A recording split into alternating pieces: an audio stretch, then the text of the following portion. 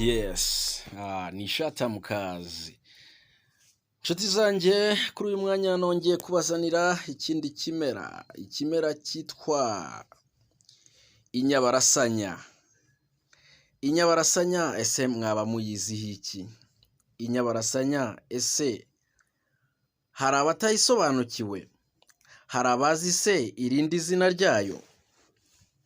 Reka nkomeze mbasobanurire rero, mukore subscribe, comment, like kugira ngo twese tubashe kugezwaho ibi biganiro.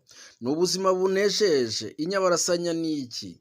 Ni umuti uvura indwara zigiye zitandukanye. Nabashije kuganira n'umuganga Rutanga rw'amaboko, yantangiriye ambwira ibyiza by'uyu muti. Abantu benshi batazi, ni icyatsi kizwi gikunda kwimeza mu mirima itandukanye, ariko kandi kikaba gifite umumaro, ndetse si n'umumaro gusa ahubwo ni imimaro ku bantu benshi bagiye batandukanye. Abagore batwite kandi namwe mugejejwe igorora, kuko hari byinshi muri buze gusanga muri iki kiganiro. Ikiganiro gishobora kubafasha mu buzima bwanyu. Rero ntabatindiye, reka dukomereze aha ngaha. Nk'uko uyu muganga twakomeje tuganira, yatangiye yibutsa mu mugani w'ikinyarwanda ugira uti: utazi nyakatsi ayinnyaho. Aha yaragamije kumvikanisha ko ibyatsi hafi ya byose Rurema yashyize ku isi bifite akamaro, ahubwo abatabizi bakaba ari bo bashobora kubyangiza.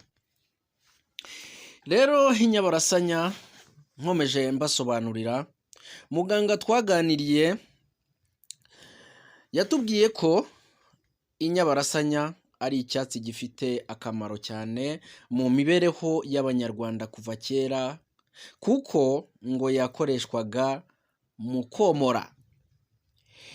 Igihe umuntu akomeretse agafata ibibabi by'inyabarasanya akavuguta, agakamura aho yakomeretse, igikomere kigakira. Ibi koko kandi byongeye kuvugwaho n'umuyobozi ukomeye wo mu gihugu cy'u Rwanda.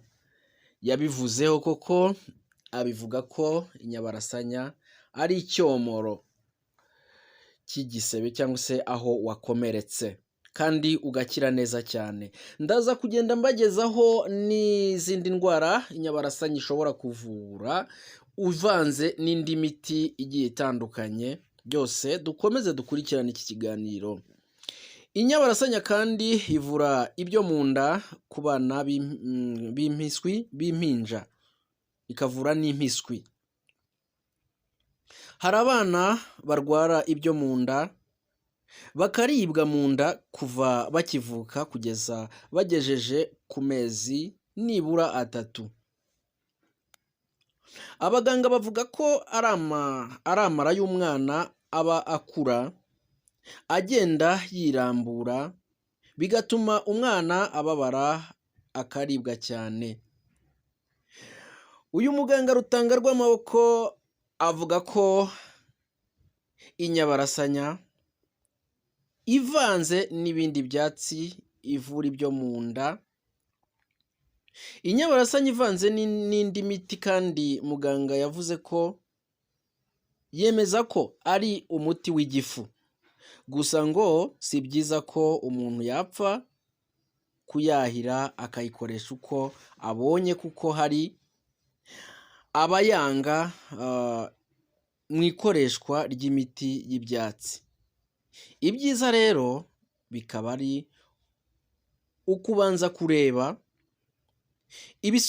ubisobanukiwe akagufasha mbere yo gukoresha umuti uwo ari wo wose w'ibyatsi.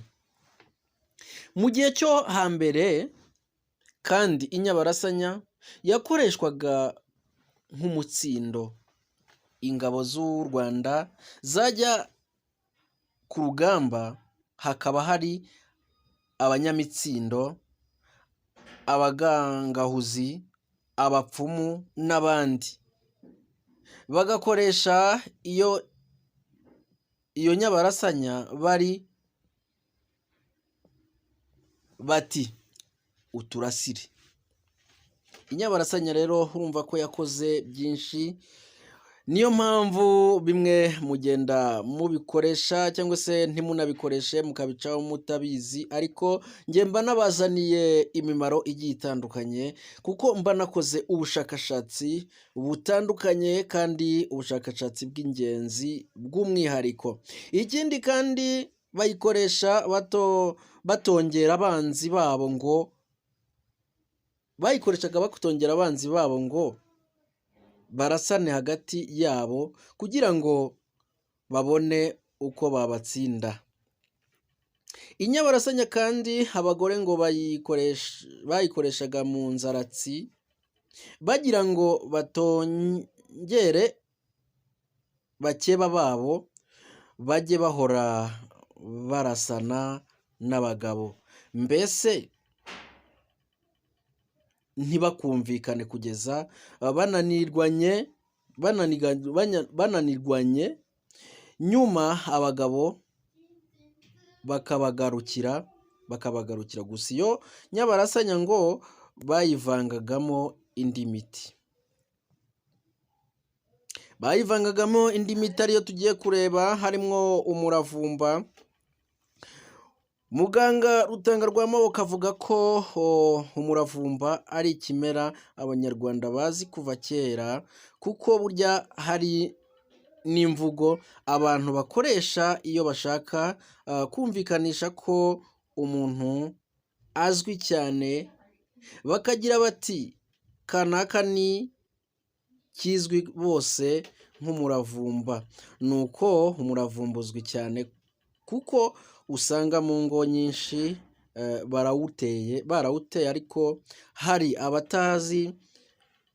abatari bazi ko ari umuti. Muganga Rutangarwamaboko avuga ko mu gihe umuntu arwaye inkorora ashobora gufata utubabi duke akaduhekenya. Nakomeje ngenda mbibasobanurira ku muravumba. Ikindi kandi ngo umuravumba ukoreshwa hagendewe ku hantu wameze, kuko umuravumba wo ku gasi ngo urakara cyane ku buryo n'uwukoresheje aba akwiriye kwitwararika agakoresha muke ugereranyije n'umuravumba uterwa mu ngo z'abantu. Umuravumba kandi ukoreshwa mu kuvura indwara zo mu kanwa, kuko imiti ikomoka ku bimera ivura indwara zifata mu nzira z'ubuhumekero. Imyinshi muri yo iba ibivura indwara zo mu kanwa, kuko izo ndwara zigirana isano rimwe na rimwe. Ikindi kandi ushobora kuvanga umwenya. Umwenya ni ikimera abanyarwanda benshi bamaze kumenya ko kivura, kuko nawo kimwe n'umuravumba, umwenya uvura inkorora hakoreshejwe amababi yawo. Kubera ko umwenya ari umuti uvura kandi utarura, Muganga Rutangarwamaboko avuga ko ubu hari abantu bahitamo gukoresha umwenya mu cyayi mu mwanya w'amajyani, kugira ngo bashobore kubona ibyiza by'icyo kimera mu buzima bwabo. Umwenya nawo uvura indwara zo mu kanwa, ugafasha abantu kutanuka mu kanwa. Niba rero waba unuka mu kanwa, shakisha icyatsi cyangwa se ikimera bita umwenya. Umwenya kandi ukora kimwe n'utundi twatsi twitwa umwunyu bwa nyamanza cyangwa se ubwunyu bwa nyamwanza. Nabwo ababyeyi babuhaga abana ngo babuhekenye, bugatuma bahumura neza mu kanwa. Ikindi ubwunyu bwa nyamanza bumara ngo ni ukuvura ubugendakanwa ku bana. Umwenya kandi abanyarwanda bawukoreshaga nk'uko bakoreshaga icyayi cyitwa icyumwa. Icyo cyayi cyitwaga icyumwa nacyo bagikoreshaga boza amenyo, bigatuma bagira impumuro nziza mu kanwa. Ikindi ushobora kuvanga n'inyabarasanya, umubirizi. Umubirizi nawo ni ikimera kizwi n'abanyarwanda benshi, kandi nacyo kikaba kivura indwara zitandukanye. Uyu muganga twaganiriye yansobanuriye ko umubirizi uvura ububabare. Umuntu ababara nk'umutwe akaba yawunywa ukamufasha, ariko cyane cyane kuwukandisha mu gihe umuntu yavunitse cyangwa se afite amavunane atandukanye. Ikindi kandi imizi y'umubirizi nayo hari uko yayitegura bakayivanga n'imizi y'ibindi biti, hanyuma bagasabika cyangwa se bakayiteka, ubundi ikavura inzoka zo mu nda z'abana. Bashobora no gusekura ibibabi byawo bagakoresha umutobe wabyo mo kuvura inzoka z'abana, ariko cyane cyane umuti ukozwe mu mizi yawo niwo ugira imbaraga cyane, kandi ukanabibika igihe kirekire ugereranyije n'uw'ibibabi, nk'uko wo ugaga vuba. Ikindi ushobora kuvanga n'inyabarasanya, ikinetenete. Uyu muganga Rutanga Rwamaboko avuga ko ikinetenete ari ikimera kizwi n'abanyarwanda benshi, kandi cyane ababyeyi, kuko gituma umwana anetera mu nda niba yari yananiwe kwituma bigakunda, bityo ibyamuryaga bigashira. Hari n'abagikoreshaga mu gihe umwana yarwaye inkorora, bakacyotsa mu rukoma, bagakamura, bagaha umwana amazi yacyo. Ikinetenete kandi gikora nk'icyo bita umukunde. Umukunde ngo ufasha umwana gukundana n'amara ye ntakomeze kuribwa mu nda. Ikindi bavangaga ni inteja. Bitewe n'ubwoko bw'inteja, umuganga avuga ko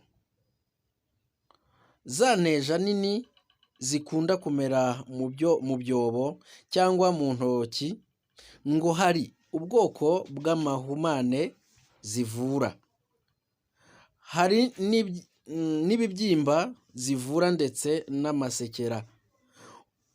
Umuntu avuna uruteja agasiga umushongi warwo aharwaye hagakira.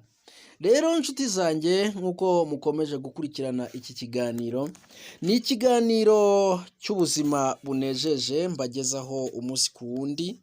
Gukurikirana iki kiganiro ni ukwiteganyiriza, kandi ni ukwigarurira ubuzima bwiza, kuko udafite ubuzima bwiza nta na kimwe wabasha kugeraho, nta terambere wageraho udafite umubiri mwiza, umubiri muzima, cyangwa se abawe ngo badafite ubuzima buzira umuze, nta na kimwe mushobora kugeraho. Alright, kora subscribe, kora comment, ukore like.